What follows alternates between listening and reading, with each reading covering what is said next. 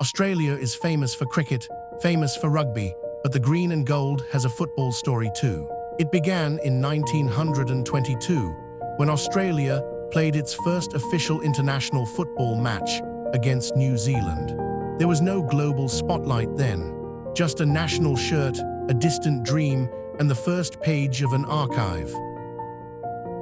For decades, football lived away from the centre of Australian sport, but it never disappeared.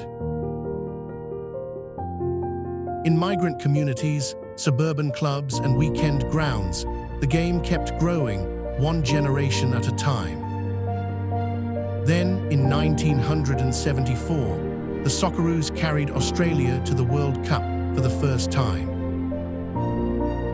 In West Germany, they stood among the world's football nations. For Australian football, that alone was history. They did not win a match, but they gave the country something powerful, proof that Australia could belong. After that came the long wait, 32 years of heartbreak, near misses, and unfinished campaigns. Argentina in 1993, Iran in 1997, Uruguay in 2001, every failure made the dream. Then came November 16, 2005, the night a football nation found its voice. Against Uruguay, the Socceroos carried more than a playoff. They carried decades of hope in green and gold. Mark Schwarzer stood tall when Australia needed him most.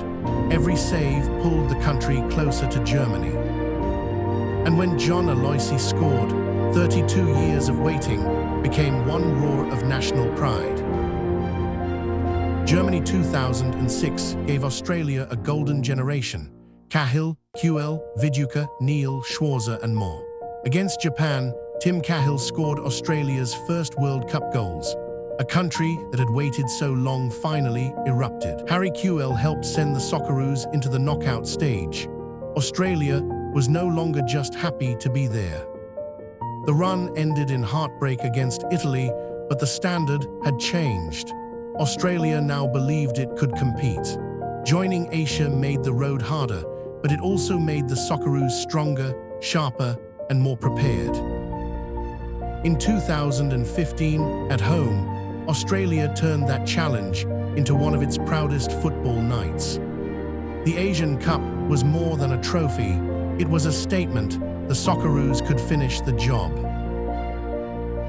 In Qatar 2022, a new group carried the story forward with wins over Tunisia and Denmark. Against Argentina, they pushed the eventual champions to the edge, playing with belief until the final whistle. Now, in 2026, another generation steps into the frame, carrying the same colors and the same question. Every player inherits 1922, 1974, 2005, and 2006. From quiet beginnings to World Cup belief, the Socceroos archive is still open. How far can Australia go?